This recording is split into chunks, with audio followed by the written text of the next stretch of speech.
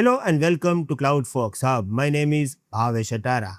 From this video, we are officially going to launch our Zero to Hero Kubernetes series. And of course, in this video, we will talk about what is Kubernetes. Let's start.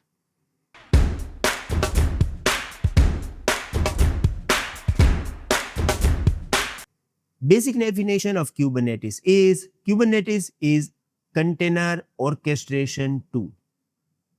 Now, if you want to understand this particular definition, you have to understand container first, and then we will talk about container orchestration tool. So, what is container? Let's start with this. Nowadays, we have so many apps, like we are using Uber, Ola, Zomato, Swiggy, Amazon, right?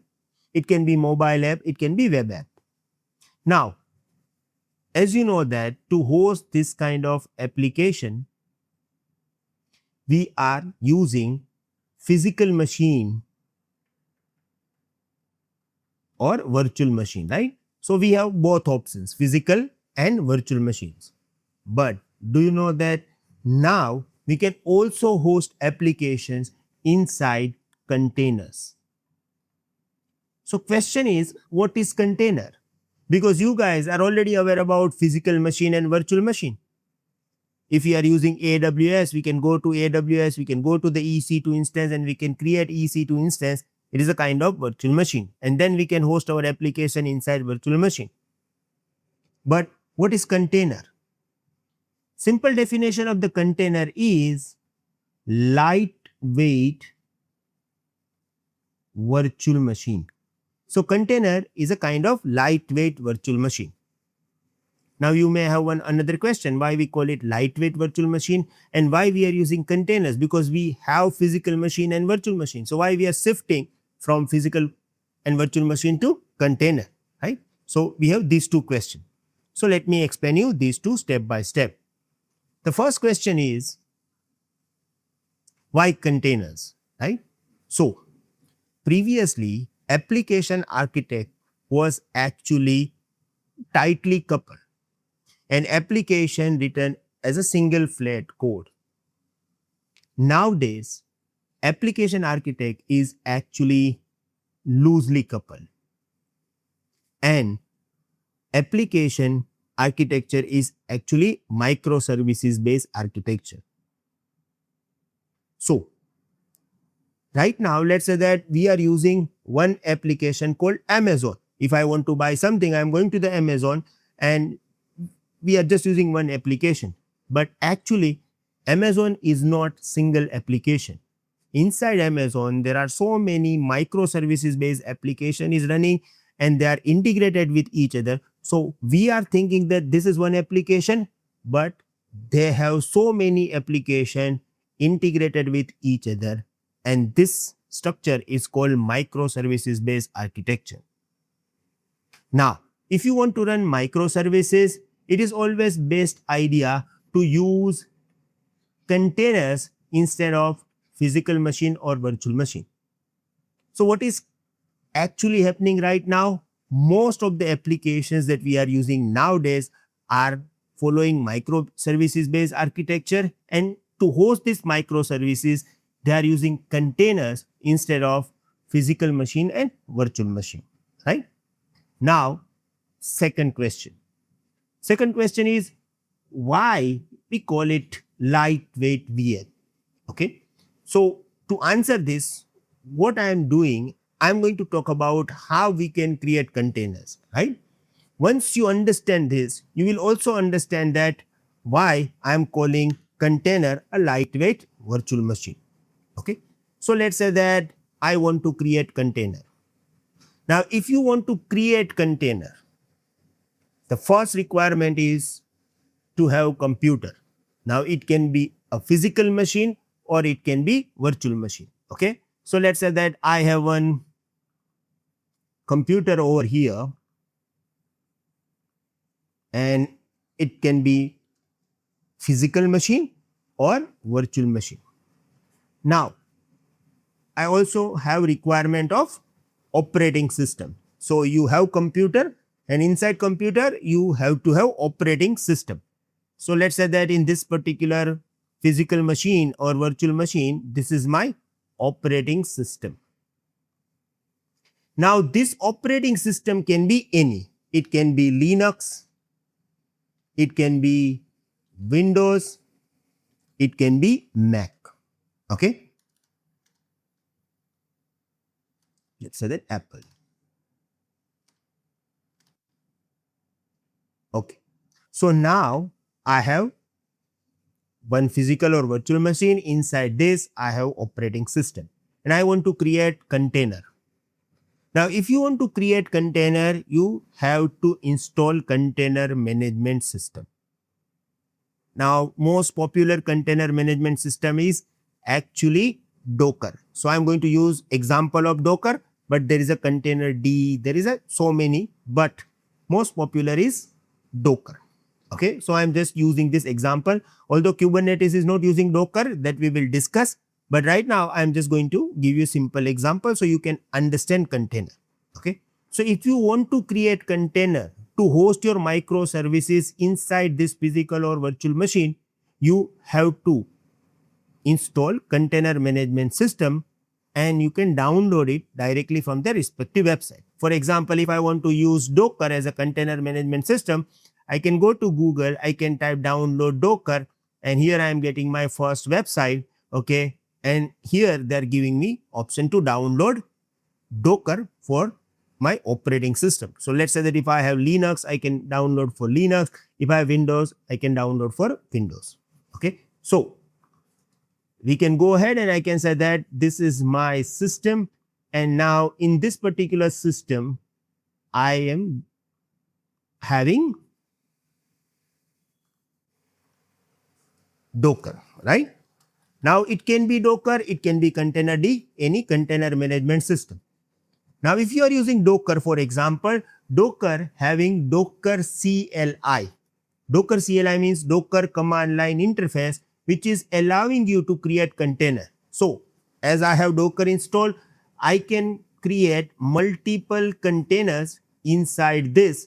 So let's say that I have container 1, I'm just giving name like container 1, and it is allowing us to create multiple container, right? So I have container 2, and let's say that I have container 3 as well. Okay, so I have 3 containers. Now inside this one physical virtual machine, I have 3 containers. It means I can set up or run my 3 different apps inside this container, right? App will run inside container. Okay, this is how we can create containers. Now don't worry about command and all this, that we will discuss, but I'm just giving you one overview so you can understand Kubernetes. Okay, now next question is why we call it lightweight, right? Because virtual machines are also used to host application, containers are also used to host application. So how containers are so lightweight, right? So to explain this, let me explain you a little bit about operating system. Look, in any operating system, it can be Linux, it can be Windows, it can be any Apple operating system. The main part of operating system is actually kernel. Okay, in any operating system, the heart of the operating system is known as kernel, and this kernel is used to communicate with hardware. Now kernel is not lightweight. Kernel is using CPU and all the resources. So kernel is a main part of operating system, and because kernel is so big, operating system requirement is also so big. Okay, now containers also used to run application, right? But the main part over here is container don't have kernel. Container don't have kernel. So now you may have this question like how it can work without kernel, right? So the main idea is containers are actually using kernel of main operating system. you must have main operating system. Without this, containers cannot run because containers are using kernel of main operating system. And the concept is called operating system virtualization.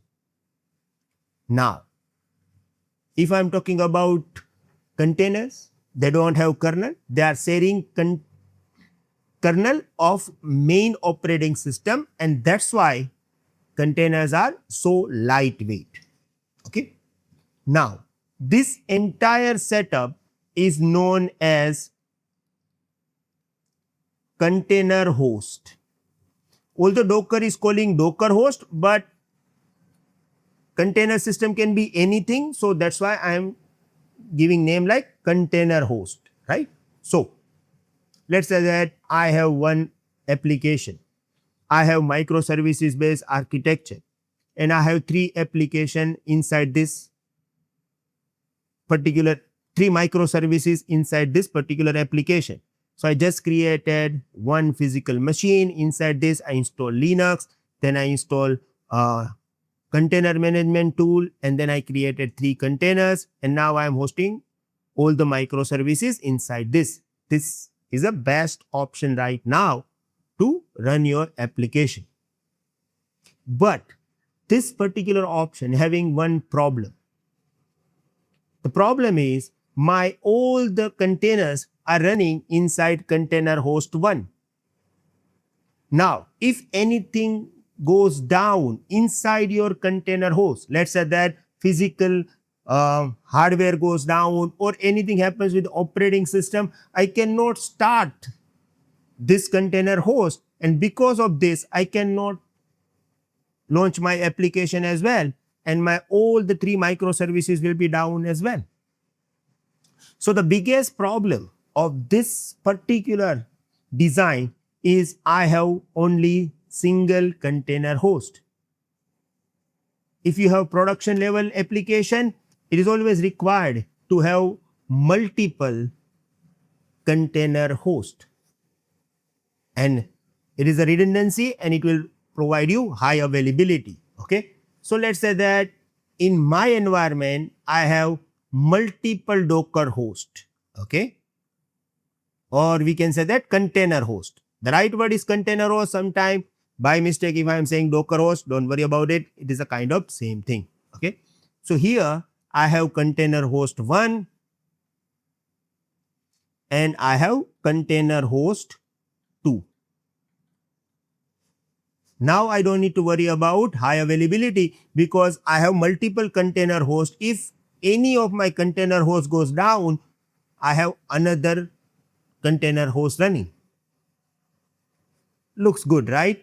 But the biggest problem with this particular design is here we have multiple container hosts. That's completely okay, but these hosts don't know each other.